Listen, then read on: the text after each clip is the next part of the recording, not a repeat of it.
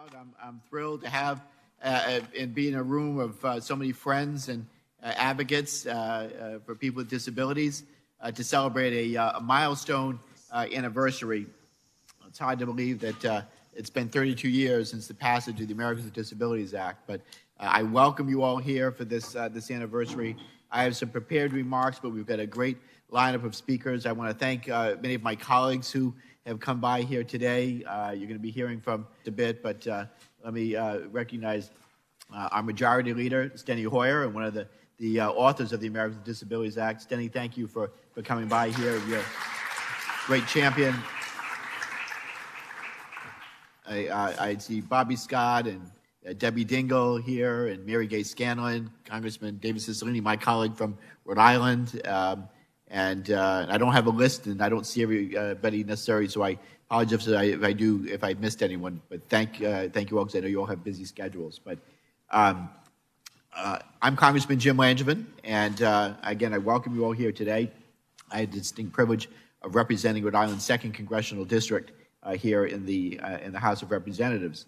And I want to start off by thanking everyone for joining the Bipartisan Disability Caucus event tonight, whether in person or virtually, to celebrate the 32nd anniversary of the Americans with Disabilities Act and discuss a little bit a very important issue, that one of those issues that is still left unresolved, thing that we need to work with that's the need for more accessible transportation. And you're going to hear from some great experts in just a little bit. Recording in progress. By saying the ADA has broken down barriers and drastically improved the lives of millions of Americans with disabilities, my own included. And I, like many of you here tonight, experienced life as a person with a disability before the ADA was passed into law. In 1980, I was paralyzed by an accidental gunshot. And I have to say that adjusting to that new normal was difficult, as I'm sure you can imagine. But I was so lucky to have my family, my friends, and an amazing community around me, and my neighbors that were there for me at a time when I needed it the most. And it really had a profound impact on me and helped me through a very, very, very difficult time. In fact, I have to say there was that outpouring of support that ultimately inspired me to pursue a career in public service as a way of giving back. And on that point, I followed through, holding several elected positions in Rhode Island state government. And then in 2000, I became the first quadriplegic ever elected to the United States Congress. And what an honor it has been to serve. But as I'd like to say, I certainly hope and I believe that I will not be the last. And I hope more people with disabilities will take up the call and run for office as well. There's no time like the present, so I encourage you. You all have important perspectives to offer. Never underestimate that. Important experiences to share, and you can make a difference. And whether you're doing that as an elected office, or you're doing it as a private citizen, you can make a difference. And I hope that you will. But let me just say that I say all this, and I say that I know that I won't be the last member of Congress with a disability to serve here. That's because of laws like the ADA have opened up doors of opportunity for people with disabilities, allowing us to access the opportunities that were once clearly out of reach. And I remember, again, before the ADA was passed, that if something was accessible, it was viewed as more of a courtesy. You were kind of lucky that it was public accommodation was accessible, but might be a ramp there, or the door was wide enough, there was a curb cut somewhere, and you expected to feel grateful. And certainly, I was grateful when something was accessible, but it was not viewed as a right. It was not viewed as a right. But that has all changed with the passage of when the ADA became law, and accessibility did become a civil right, and it clearly was the civil rights law of our time. And for that, I am truly grateful for the many people that had a hand in making that happen. And we're going to hear from one of the giants in the community making that happen in just a few minutes. But we think back of Justin Yoshiko Dart and Alan Reich, Tony Coelho and again, countless other people Bob Dole and countless people who made that happen. Obviously, President George Herbert Walker Bush, who signed that bill into law. And I have to say that I am confident that without the ADA having been passed, I would not be here as a member of Congress today. I had the privilege of saying that to President Bush when I was in the Oval Office with President George W. Bush on the signing of the passage of the ADA Amendments Act, and then being able to tell his dad, who was there with us on that day, what a profound difference that made in my life, and again, the lives of millions of others. And thank you, because I probably would not be in Congress without him signing that law, that bill into law. And yet, of course, the ADA was no silver bullet. There is so much more that we need to do to make our society fully accessible and inclusive to all.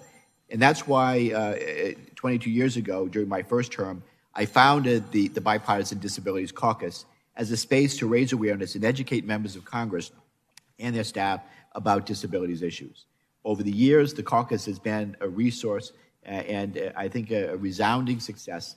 And the turnout at tonight's event has been a testament to the momentum that we have built together over the years. And I thank you for the partnership that all of you have offered and been a part of over these years.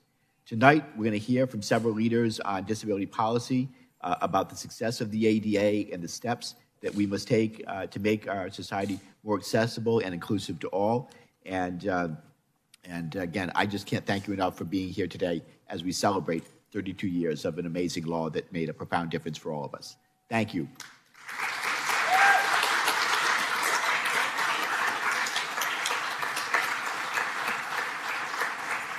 So with that, I have now the distinct privilege. I see that our speaker has just arrived. And with that, I'm going to take this opportunity now to introduce our speaker, Nancy Pelosi, who is, in my view, given voice to those who have been otherwise left behind or didn't have a seat at the table. She made sure that people had a seat at the table, whether it's women, people of color, or people with disabilities. Speaker Pelosi voted for the Americans with Disabilities Act back in 1990 1980, I should say, and in addition, she and Leader Hoyer, I have to say on a very personal note, have done so much to make it possible for me to serve here in the Congress, including bringing down one of the last major barriers in the House chamber, making the Speaker's rostrum accessible for people with mobility impairments to be able to preside over the House, and on that day allowing me to preside over the House for the first time 12 years ago today on the 20th anniversary of the ADA. Would you please give a warm welcome to my good friend, my colleague, our Speaker, Nancy Pelosi.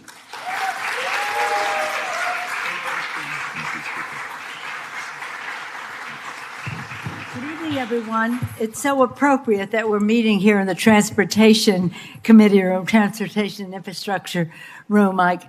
I join you, Mr. Langevin, Congressman Langevin, in acclaiming our colleague Steny Hoyer as one of the champions on all of this, and acknowledging also Tony Coelho, who was one of the original authors of the ADA. It's an honor to be here with you, Steny. I saw firsthand over the years not only the passage of the ADA, but the strengthening and every other piece of legislation where issues that related to access for all were. So thank you, Steny, and thank all of you who are here who have worked on all of that. Let me say just a few words, because here we are in this room, the Transportation Infrastructure room, and this was about mobility, but it's about other things, accessibility as well. And I see Don Young up there, and he was a champion. This Bipartisan Disabilities Caucus is very important, and Don was a champion. Yes, himself, but his wife Cheryl was probably one of the hardest working and relentless and persistent advocates for people with a person with disability that ever served as part of a team in the Congress. Yes, it has been bipartisan. Steny can attest to that. In the Senate, Tom Harkin and Bob Dole, how many times have we come together and honored Bob Dole for his leadership, not only as the leader in the Senate, but over time, always being helpful in so many ways. was my regret and his that we couldn't get the Senate to sign up yet for the UN Convention on People with Disabilities, but nonetheless, we will not give up trying on that. So we decide, the whole point of all of this is that we respect people for what they can do, not judge them for what they cannot. And we must remove obstacles of participation to all of them. Jim Langevin has not only been an inspiration to us in the Congress, he's been a relentless and persistent advocate so that he sees every bill through your eyes and how can we make it better. And through his leadership and advocacy, we were able 12 years ago to make the speaker's podium accessible to people, whether it was Jim Langevin or Tammy Duckworth, and eventually Elijah Cummings, as you know, Steny, and others. This was a real breakthrough. It was an engineering feat. But again, the relentless, persistent advocacy and the knowledge that he gave us made it so. I see Senator Casey here. Senator Casey, thank you also for your leadership on the Senate side with all of this. Suffice to say, our work is not done. In every bill that comes along, you all have been such advocates, whether it's the Affordable Care Act, whether it's Medicaid, Medicare, whether it's voting rights, Steny, and all different aspects of our society. We can do just so much with our inside maneuvering. The outside mobilization makes so much better policy. So thank all of you for your relentless persistence, dissatisfying approach to all of this, because that impatience makes the policy better. So I congratulate you, Jim, and on forming this bipartisan caucus. It has truly been bipartisan to meet the needs of the American people, removing obstacles of participation and honoring everyone in our society. So thank you for giving me an opportunity to thank our friends here for their advocacy. Thanks, Steny, for his leadership. As I just said, Debbie, you can attest, Bobby Scott, we can attest that we saw this as a priority for him in his leadership in the Congress. Thank you all so much. Enjoy the evening.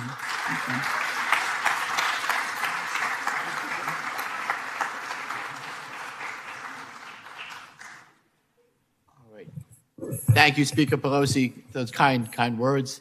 It is now my privilege to introduce our next speaker, our majority leader and good friend, who made it possible as well to help my service in Congress to be successful when I first arrived here, making sure that any barriers that exist, he not only brought down those barriers, but he really rolled out the red carpet. I can't tell you in countless ways to make sure that there was no obstacle in my way and be able to effectively represent my constituents here from Rhode Island in the Congress and to serve in every way possible.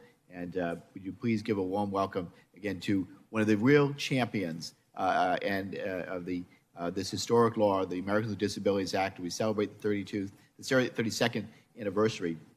We stand on the shoulder of giants, and one of those giants is Steny Hoyer. Steny.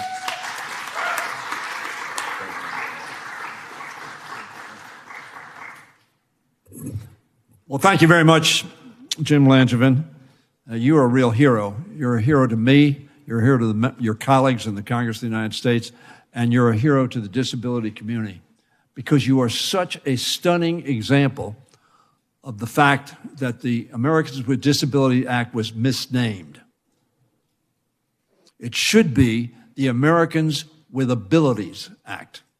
I say that all over this country. Bob Casey, the senator, is shaking his head because that's what its focus is, abilities. What can people do? Don't waste time thinking about what people can't do. Think about what people can do to contribute to our society. We hold these truths to be self-evident, that all men are created equal. Certainly we would have said women today, and there's no doubt about that. But we're not all the same, but we are all equal. Opportunity to pursue happiness. That's what the Americans with Disabilities Act is all about. Now, I've got a list here. I have a list here. It's got 32 names on it. I don't know whether the staff thought that because this is the 32nd anniversary And you and I took a picture 32 years ago that you just showed me when we were honoring the Disabilities Act being signed. 32 names. It goes not from A to Z, from Bush to Wright. How many of you remember Pat Wright? She was a warrior. So it goes from Bush to Wright, but actually it is short thousands of names. Thousands of people made the Americans with Disabilities Act work and made it pass because you came here, those who had disabilities, and talked of your experiences with members of Congress. Talked to John Dingell, talked to Norman Mineta, whose picture is also there, the chairman of the Transportation Committee, to try to make transportation accessible, Nancy. The fact of the matter is the Americans with Disabilities Act was the last great obstacle that we had to come. And I say that knowing full well that now we have made sure that LGBTQ community also is treated equally. They're not the same. People are not, none of us are the same. As a matter of fact, we all look different. That's why we can facially recognize one another, because we don't all look, unless you're an exact twin. But when I leave the Congress, I was saying to Debbie Dingell, when I leave the Congress, there'll be two things that I will look back on, Jim, and be extraordinarily proud of. One is when Tony Coelho decided to leave the Congress, he asked me to his office, said, Steny, I'm leaving, and we haven't passed the Americans with Disabilities Act, but I want you to get it done. And he didn't just mean me, the person. He meant me, the Congress. And the caucus is called a bipartisan caucus because this is a bipartisan, nonpartisan American issue. And by the way, America has led the way and the world has followed.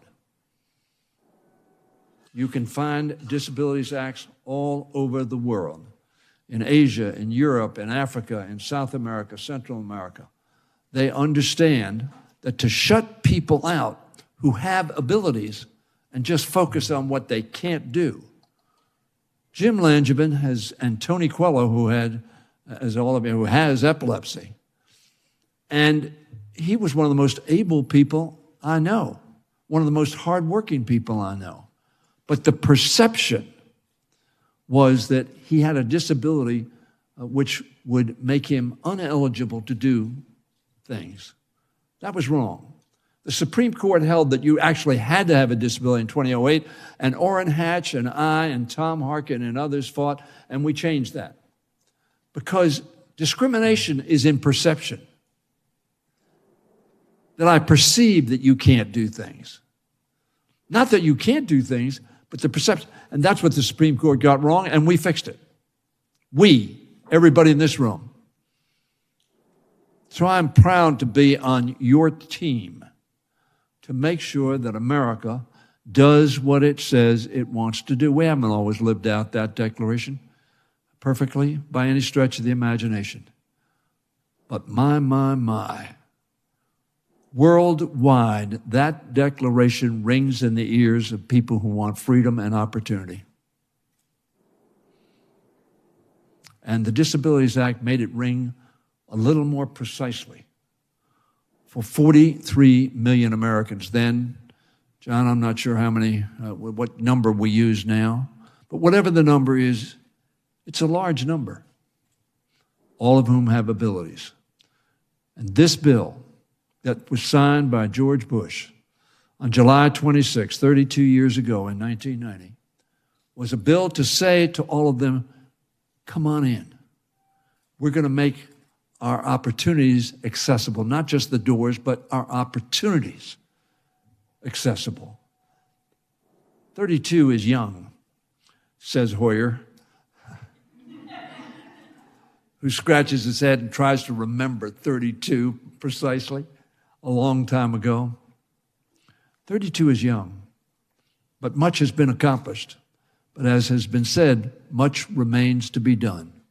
We still have people who are dependent and want to be independent.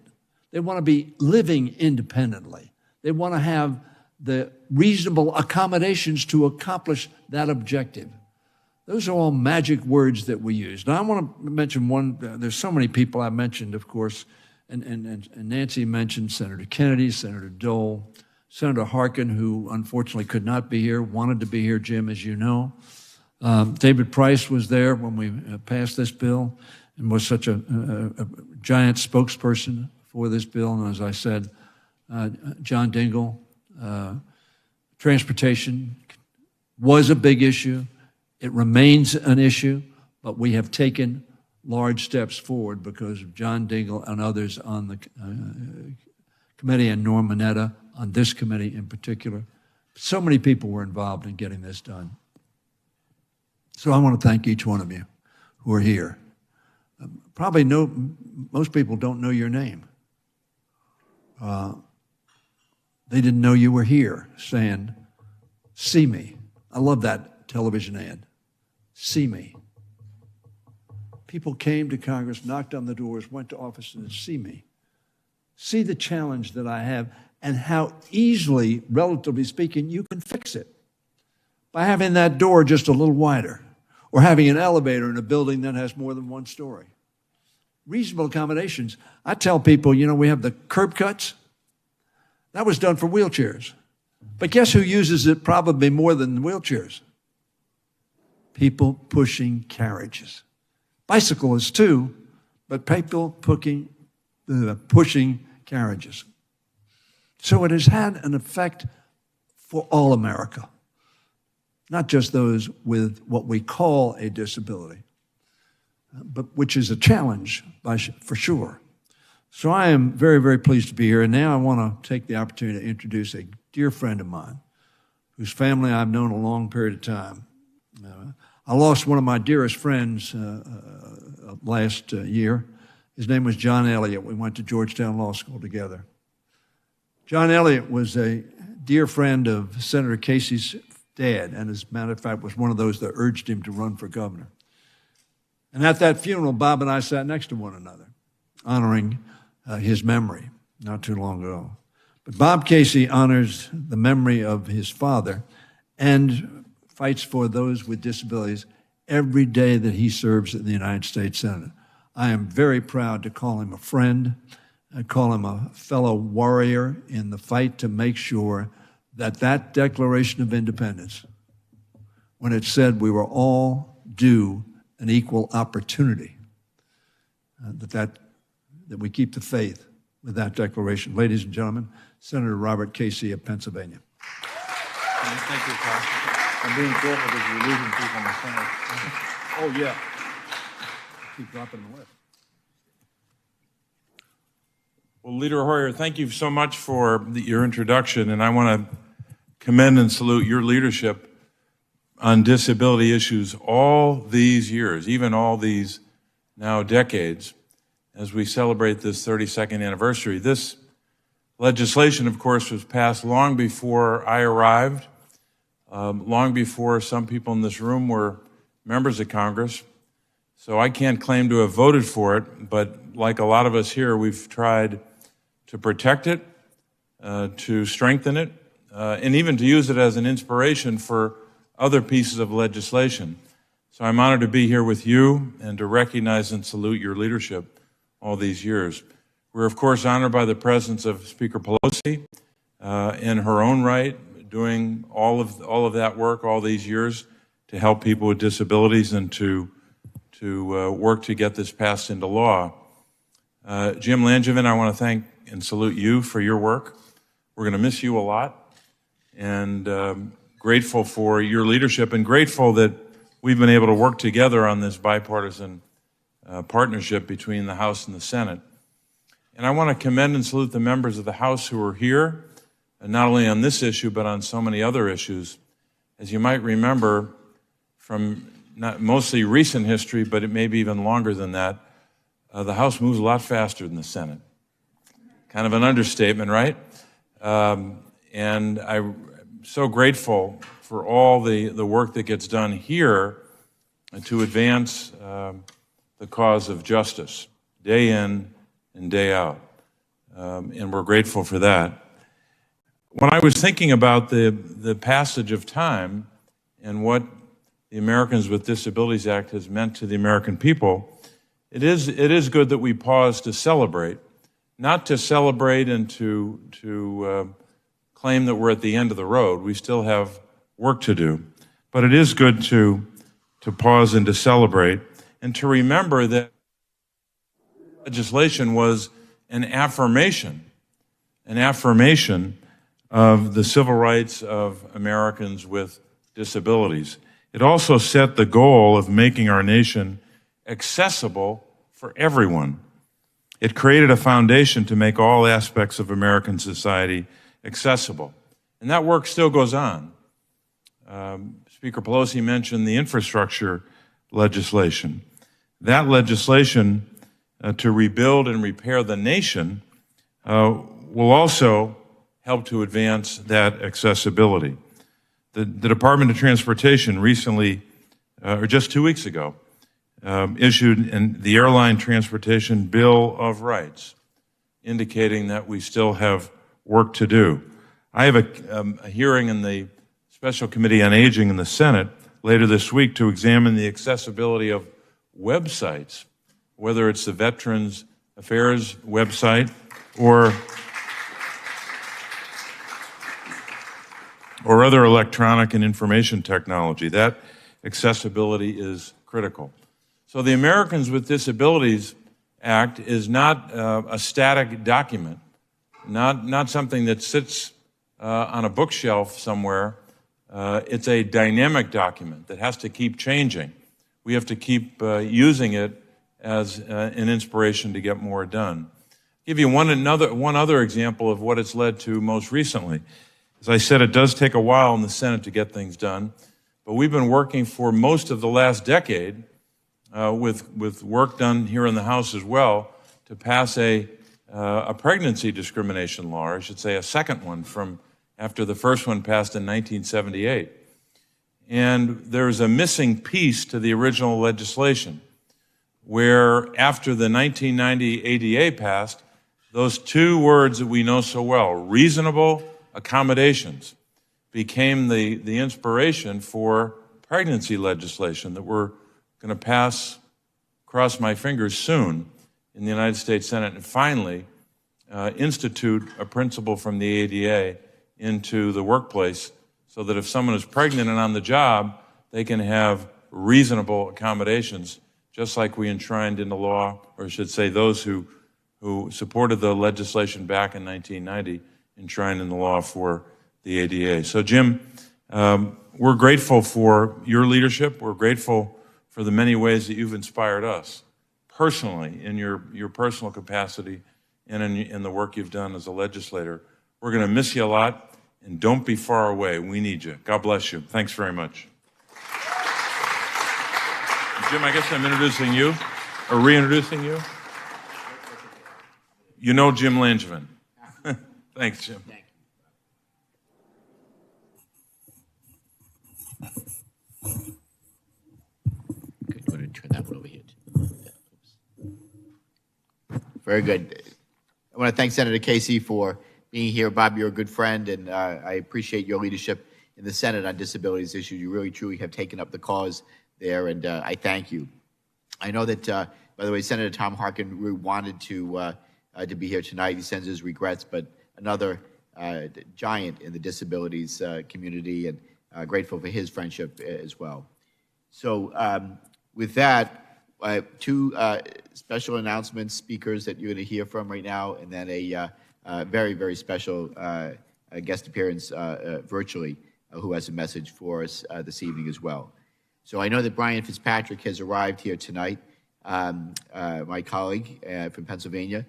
I have to say, in March, the disabilities, the Congress and the Bipartisan Disabilities Caucus suffered a great loss. We are here in the Transportation Infrastructure Committee room, and on the wall there, the portrait of Don Young looms large. My colleague, my friend, and co-chair of the Bipartisan Disabilities Caucus, Congressman Don Young, the Dean of the House of Representatives, sadly passed away suddenly en route to his home in Alaska, a place he dearly loved. Congressman Young was a problem solver. He was a dedicated public servant and a champion on disabilities issues. Don had a gruff exterior, but it was as soft as they come on the inside, with a big heart. And I have to say that I was proud to work closely with him for so many years, and his loss has been deeply felt. I miss having him around more than words can say. But for the past several months, many of you probably wondered who would step up to fill Congressman Young's very large shoes. Well, tonight, and in consultation with many members of the people that are in this room here tonight, active in the disabilities cause, tonight I am delighted to announce that my friend and colleague, Congressman Brian Fitzpatrick of Pennsylvania, has agreed to join us as the new Republican co-chair of the Bipartisan Disabilities Caucus. Congressman Fitzpatrick has already carved out a role for himself as a leader on disabilities issues. He's a co-lead of the Equality for Families with Disabilities Act, my bill to stamp out disability discrimination in the child welfare system. He's also a co-sponsor of the Transformation to Competitive Integrated Employment Act and of the Latanya Reeves Freedom Act. Together, we've co-led appropriations letters in support of the Lifespan Respite Care Program, as well as the Paralysis Resource Center. He's a natural fit for this role, and I am proud to welcome to the podium and to speak to us as the next Republican co-chair of the caucus, Congressman Fitzpatrick. I will turn it over to you. Welcome.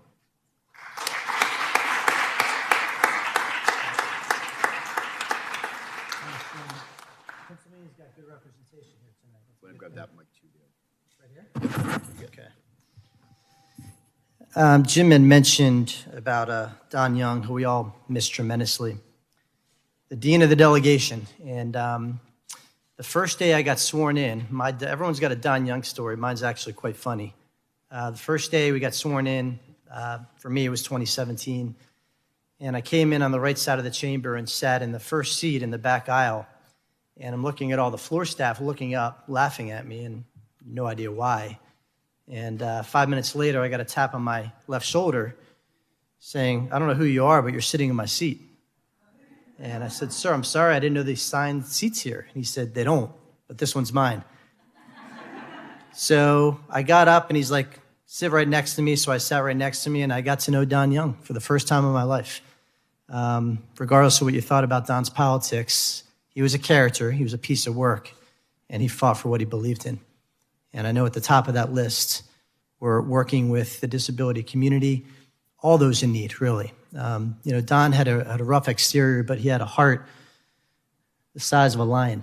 He really did, and a very soft man inside. And a few weeks ago, there was a staffer hunting me down on the floor, said Jim wanted to talk to me. I got a little bit nervous. I came over to Jim, and he asked me to do this, and I said I'd be honored to do it because it's important that we all remember why we do what we do. Whatever career choice we make, everybody here, obviously, by virtue of the fact you're here, you believe in being engaged in your government because the people are in charge in this country.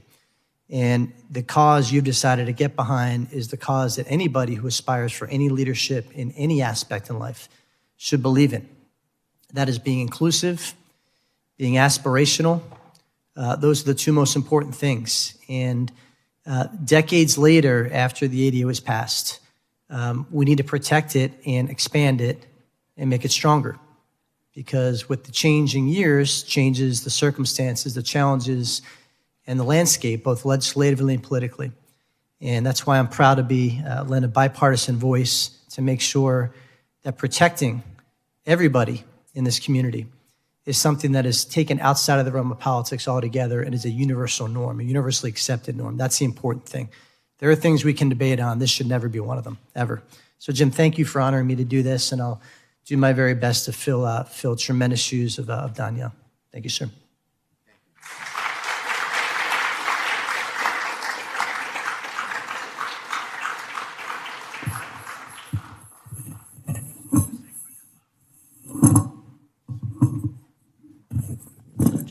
Just this. Do you want to say a few words? Thank you, Brian. I look forward to working with you and for the rest of my term, and then see your continued leadership on disabilities issues as the years go on. So thank you again for agreeing to serve as the Republican co-chair of the caucus. Before I mention our next speaker, I just want to give a shout out and say hello to my senator from Rhode Island, my good friend, Senator Sheldon Whitehouse, who stopped by. Thank you, Sheldon.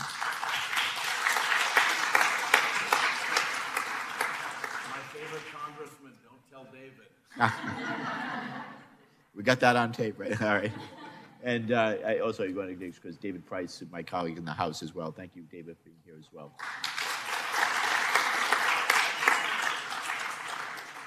So, again, thank you, Brian. Again, so excited to have him as our next Republican co-chair. Big shoes to fill, of course, but I know he's up to the challenge. Now, as many of you know, I did announce back in January that I'm not seeking re-election into a 12th term in the House. It was one of the most difficult decisions of my life, and I have to say, I really don't know where 22 years went. It's like, wow. It does go by, the time does go by fast, and it's been the privilege of an honor of a lifetime to serve, but there also comes a time to turn a page and start a next chapter, and while I'm young enough and healthy enough, I want to be able to do that and spend a little more time back home in Rhode Island, and I will find other ways to serve. But again, it could not have been more of a privilege in my life to be able to be down here serving for all these years and make so many great friends, and hopefully to make a difference. But I want to say how much it's been so meaningful and inspirational to work with all of you over the years as well. You have made my job easier. You've helped me keep informed and be informed on the important issues that are affecting the disabilities community and what we need to collectively work on together. And it's why I started the Bipartisan Disabilities Caucus to begin with. And I have to say that I made two promises to my constituents when I made and my colleagues and my staff when I decided to not seek re-election. First, I did promise that I'm going to keep pushing disabilities issues until my last day in office and beyond. I promise that I will be active now as a private citizen, working with all of you continuously. Thank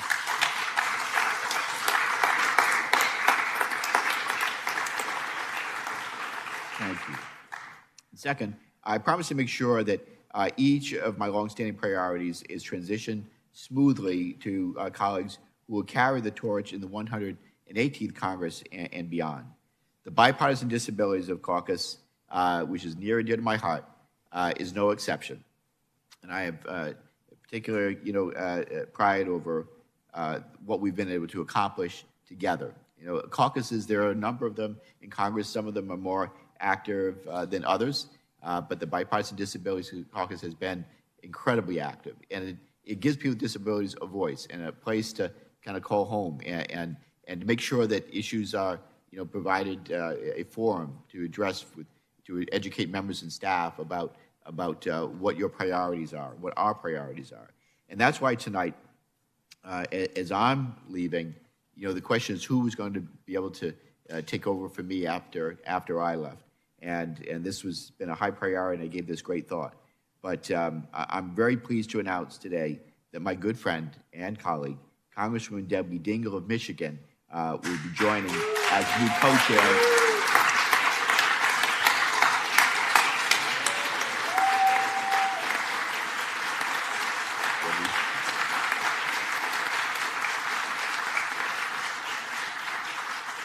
Debbie will be joining for the rest of this year and the sole Democratic co-chair beginning in the next Congress. So there's no doubt that Debbie comes to this role already a leader on disability policy.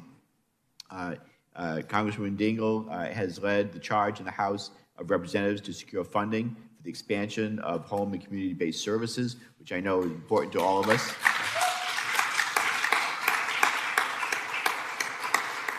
She's also the House lead on the Secure Act, a bill that would combat sexual violence against students with disabilities.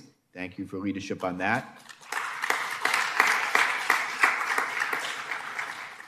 At the end of the day, these issues are close to Debbie's heart, After all, she is the wife and was a caregiver of the late and great husband and a good friend of mine, Congressman John Dingell, in his later years. And we all know that John Dingell was a giant in this House, the Dean of the House for many years, and his loss was a great loss to the Congress, both when he retired and then when he sadly passed. But after many great years on this planet, and Debbie took up the cause when John retired, and again she cares passionately about these issues. And so, for the first time in the 22-year history of the Bipartisan Disabilities Caucus, I am proud to welcome Congresswoman Debbie Dingell as the new Democratic co-chair of the caucus. And Debbie, I will now turn it over to you.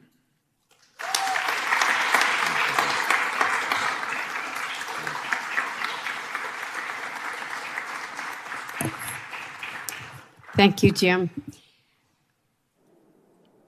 I'm sort of speechless. And before I talk a little about history, I want to say to you that there is no phone call that meant more to me than Jim's asking me to fill shoes that are impossible to fill. He is, I want to cry again right now. He has been, I was there at the beginning. Now, I'm not old, but I'm seasoned, and I wasn't one of the original legislators, but I was married to John Dingell, and I saw Tony Coelho and Steny Hoyer and Tom Harkin and Bob Dole and people who really cared about this fight hard to get this done. And people forget what it was like 32 years ago, and that people were being discriminated against in housing and education and in jobs. And it should have been so damn hard to even get this original bill passed 32 years ago. But then Jim came to the Congress. And back when this original bill was passed, a lot of you came and you went in offices and you put the human face. But Jim has been relentless. He put a face on it. He showed that you can do anything. Its opportunities are limitless. But he wouldn't give up. He was relentless in making sure that we did what the act required. He worked. He got all of us to join him, but he was our leader and will remain our leader. Retiring, okay, so he won't be in the Congress. I'm going to be accountable every single day to this man for making sure we deliver on the promises we make to you. And I want to say that. I love you, Jim. And I'm here with my other colleagues. And, you know, I'm honored to be working with Brian. It's always an honor to be with Sheldon Whitehouse. I love to get into trouble with Sheldon Whitehouse. So let's get into good trouble on this together to keep. But also to be here with Senator Casey, who is my partner. Jim said we have to continue to work on mobility, and we do. Transportation is a problem, and I'm going to talk about that in a minute. But we also need to deliver on home community-based care, period. That is... We got it through the House. The United States Senate is too slow. It's where things go to die, but we're not going to let it die. I don't mean to take a shot at you today, Sheldon, but we will get it done. I'm telling you, we are going to get it done, and I promise you that. And it's an honor to work with Senator Casey on that, and we're going to get it done. And I'm a car girl. I get transportation, and I know the challenges that you face, and I promise you, I'm going to keep that fight up and he's going to be my mentor. He's going to help. Someone called me the other day, an unguided missile that's dangerous at times, so that I need to be guided. I'm going to be a missile, but I will be a guided missile for all of you with his wisdom. And I look at the picture of Don Young and John Dingell. They were great friends. You know, some of the trivia of life. Don Young and John Dingell hunted together. John was in the Congress, but did you know this? They hunted together in Alaska in the early 60s. And these are vigorous outdoor men that both had mobility issues as they got older. And I love my husband, and I love Don Young. Don Young was there for me after John died. And they taught me a lot. And you suddenly, you know, I know what we got to do. I've always worked hard for it. But when you are living mobility issues. You actually see the challenges on what someone who used to be vigorous and still wants to be there, but the obstacles that they face, this becomes more real to you, and it becomes even more in a passion. And Steny Hoyer and Tony Coelho and these guys were there at the beginning, but these men cared very deeply too. And Norm Mineta, they, by the way, were all great friends. They talked to each other. Don Young and John Dingell said it as it was, okay? They were pretty colorful, but they didn't bullshit. They worked together to get the job done. They didn't. So I don't want to go on for long. I promise you, it's an honor to work with Brian. But Jim, you've gotten so much done. And David, David Price has been part of making sure he was there. You were there when this bill passed, weren't you? Yep. He was there with John Dingell and Steny and Tony. Many of you don't remember Tony Coelho, but he really worked hard to get this done. But Jim, you're all of our leader. You're the wind beneath our wings. We thank you for what you've gotten done.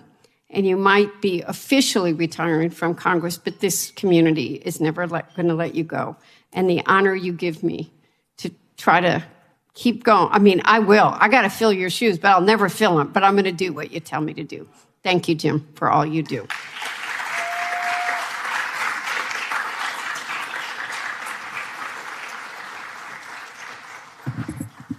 Thank you, Debbie. Thank you so much. I have no doubt that both you and Brian will be phenomenal co-chairs and great friends of this community. Now, I told you we had a very special guest that will be joining us virtually. I have the great honor of introducing that special guest right now. President Biden, his whole life has been a champion for people with disabilities. Back in 1980 as a senator, 1990 as a senator, he was co-sponsor and supporter of the Americans with Disabilities Act. As president, he and his administration have been working diligently to open up doors of opportunity for people with disabilities to ensure equal access and inclusion for all. Ladies and gentlemen, with that, I have the distinct honor of introducing the 46th President of the United States, President Joe Biden, who has provided remarks for us this evening virtually. Hello, everyone. Wish I could be with you in person for this special celebration. Jill and I were looking forward to hosting the reception today at the White House in honor of Disability Pride Month and the ADA anniversary. But we'll be rescheduling it for another time soon, I promise you. A sincere thanks to all the advocates and the members of Congress, including Speaker Pelosi and Leader Hoyer, and members of the Disability Caucus led by Congressman Langevin. Jim, thank you for your 22 years of service in Congress. And I know Debbie Dingell and Brian Fitzpatrick will follow your tremendous leadership in the caucus. Thanks also to an old buddy. I wish I was up there to see you, Tom Harkins. Tom, what you and our dear friend Bob Dole and so many committed members and activists did to pass the Americans with Disabilities Act 32 years ago is incredible. Not only did it improve the lives of over 60 million adult Americans living with disabilities, it brought us one step closer to realizing the full promise of our nation. It's hard for a younger generation to imagine the injustices before the ADA. If you're disabled, stores could turn you away and employers could refuse to hire you. If you used a wheelchair, there was no accommodation to take the bus or train to school or to work. America simply wasn't built for all Americans. We came together under your leadership to change that. And I was honored to co-sponsor the ADA as a senator to support making even better as vice president, and now as president to ensure the delivery of full promise of the transformational law. My Labor Department is protecting the rights of workers with disabilities to receive a fair wage and end sub-minimum wages. We're creating jobs, funding state and local governments, employers, and nonprofits that hired more people with disabilities. Our bipartisan infrastructure law has expanded access to transit by updating old transit stations and airports. We know there's more that need to be done, and I'm committed to getting more done with you. For Americans living with disabilities is a source of dignity, respect, and independence. For our nation, it's a testament to our character and proof that we can work together as Democrats and Republicans and Independents as fellow Americans. Together, let's keep fulfilling ADA's promise, building a nation that truly is for all of us, all of us. May God bless you all. And Tom, thank you for all you did early on.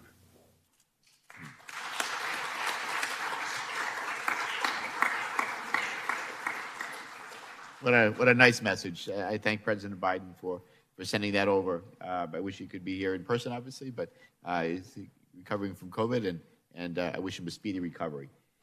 We have just 3 last speakers, and I'm going to now introduce my colleague and good friend, David Price, who was here when the ADA was introduced, when it was enacted law. He voted for it, and I'd love to be able to have just have a few words from Congressman David Price. David, the floor is yours. Thank you, Al.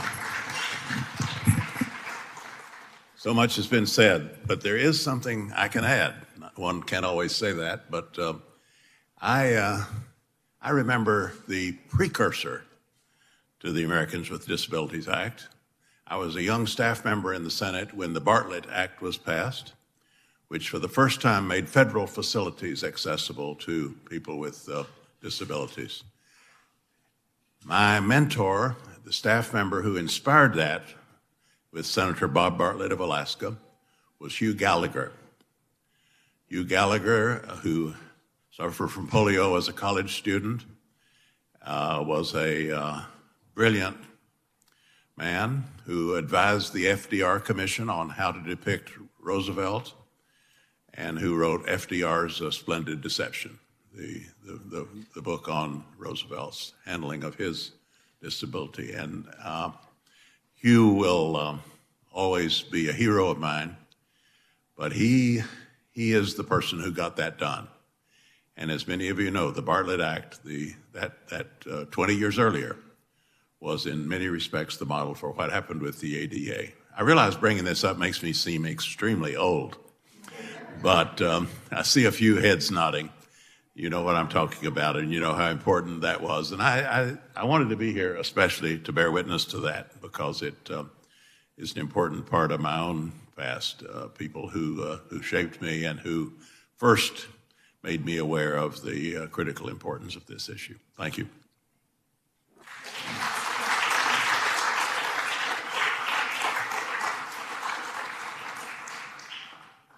David, thank you very much for your kind words and for your leadership on disabilities issues over the years. And our next speaker, we're privileged to have with us DOT Undersecretary for Policy, Carlos Monje. Secretary, if you'd come forward and say a few words, we'd appreciate it. Thank you, Secretary.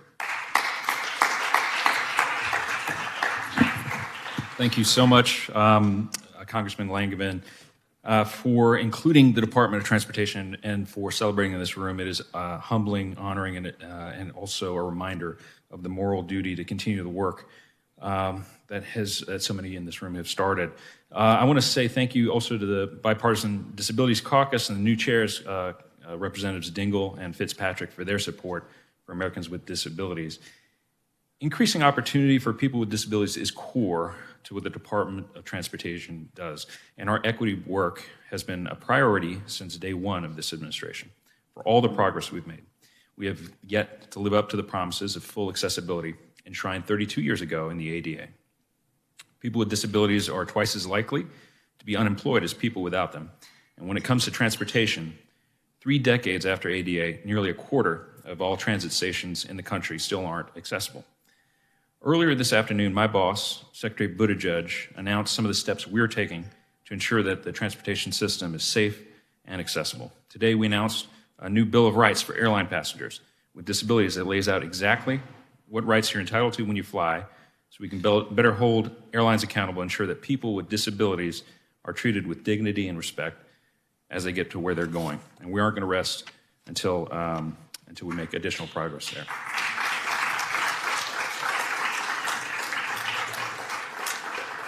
Through the Inclusive Design Challenge, DOT sought innovative design solutions to enable people with physical, sensory, and cognitive disabilities to use future automated vehicles.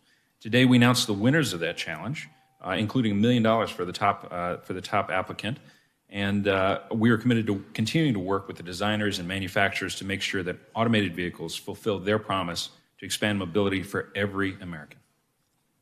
The bipartisan infrastructure law is an important next step and a historic opportunity to improve access for people with disabilities. The bipartisan effort was work of many, including those gathered here today who didn't just advocate but succeeded. And DOT is hard at work putting that promise into action by implementing the All Stations Accessibility Program, launched today. It's $343 million a year for the next 5 years to retrofit old rail and subway stations. That means adding elevators, ramps, and other physical and sensory improvements so that the 1 in 7 Americans who have a mobility disability can finally rely on transit to get to work, go to shopping, and see family. DOT has a great team, including the department's first disability policy advisor, Kelly Buckland. He's been very busy this week, focused on this agenda. And we are going to do our part to enable safe and accessible air travel, to enable multimodal accessibility of public rights of way, to enable access to good-paying jobs and business opportunities for people with disabilities, and to enable accessibility of electric vehicle charging and automated vehicles. We look forward to doing that with all of you, and thank you so much.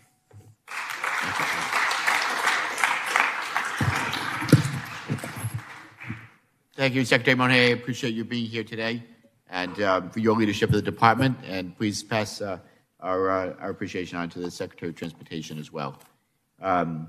With that, our last speaker, and then I'll say a few words to wrap up our evening tonight. It is my pleasure to introduce a good friend back from also fellow New Englanders together, neighbors. I'm from Rhode Island, and the next speaker is from the great state of Massachusetts, but a champion for people with disabilities, my good friend. Would you please welcome NCD Vice Chair Jim Brett.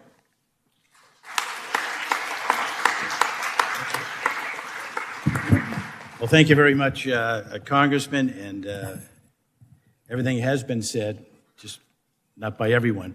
So I'm the last speaker, and I've just been told that the guest of honor here is about to go to the floor and preside. So I'm going to be extremely brief. On behalf of the new NCD, I don't know how many people know about the NCD, but it's a federal independent agency that advises the president, the administration, members of Congress on disability issues. We have a long relationship with ADA. In fact, some early draft papers back in 1988 were secured by people who worked very hard on it, NCD. So it's out front on very important issues, and we look forward to working with the caucus, the new chairs here, and continue that relationship. This man here has been an extraordinary leader, mentor, hero to so many people, because he looked at every piece of legislation and said, how does this affect people with disabilities? And he's done that for 22 years, and prior to that, elected office in Rhode Island. And we're grateful for all of that he has done, because he's eliminated barriers, whether it's been in housing, employment, and transportation. He's done that. He wants to continue doing that as a private citizen. I'll only end by just saying quickly how I became involved in the disability issue. It began in 1934 when my mother had her first child. My mother happened to be an immigrant from Ireland, 7th grade education, came to Boston, met a man in 1928, fell in love, and in 1934 had her first child. Unfortunately, the child developed serious IDDD at birth, where the doctor said to her, I'd advise you not to have any other children. This is a very difficult pregnancy. And 2, let us take your child. He will not live long. We'll put him in an institution, have a roof over his head, 3 meals a day, and he will not live long, and the burden will be lifted. And this woman, 7th grade education from a farm in Ireland, said, Doctor, he's coming home with me. He's going to live in my home. I'm going to have more children. They're going to be part of his life. He's going to be part of their life. Today, we call that word inclusion. 1934, and this woman, a remarkable individual, to say the least. This gentleman, my brother, older brother, IQ of 35, taught me. He was a teacher. He taught me how one lives with disabilities. He opened my eyes and my heart to the issue of disabilities. That's why I'm here, honored to be part of NCD, honored to be a friend, an admirer, and my hero, Jim Langevin. So we wish all of you continued success in working on these issues. Thank you. Okay.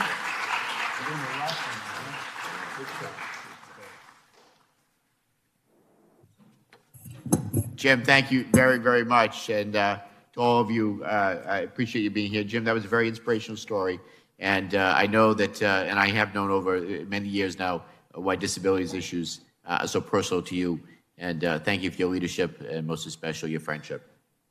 So with that, I'd just like to thank the National Council on Disability for participating in your partnership with the Bipartisan Disabilities Caucus here tonight.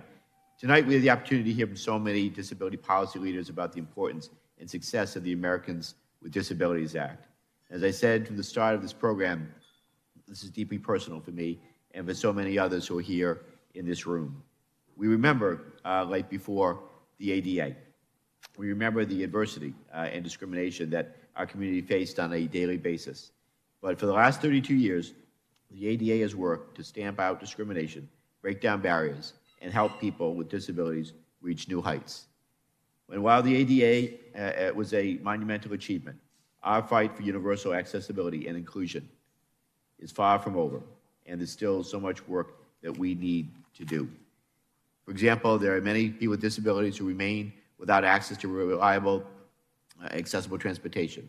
A lack of reliable transportation can be a barrier to entering the workforce, where people with disabilities are already grossly underrepresented.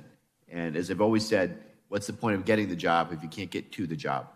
So we need to change that, and that's why I'm so proud to lead efforts to improve access to reliable, accessible, and affordable transportation. I've introduced legislation to improve paratransit programs and increase formula funding for mobility grants and to hold airlines accountable when they violate the rights of people with disabilities. So we have work to do ahead. We need to do it together, and we need to continue this work for all the people that are here now and who will come after us. But we're in this together.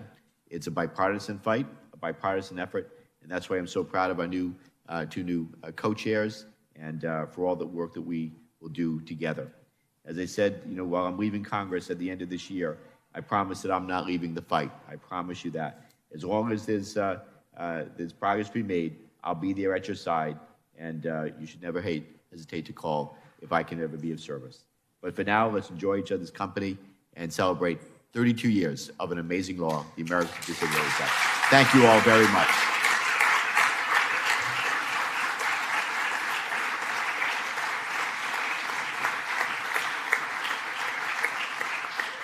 Enjoy the evening.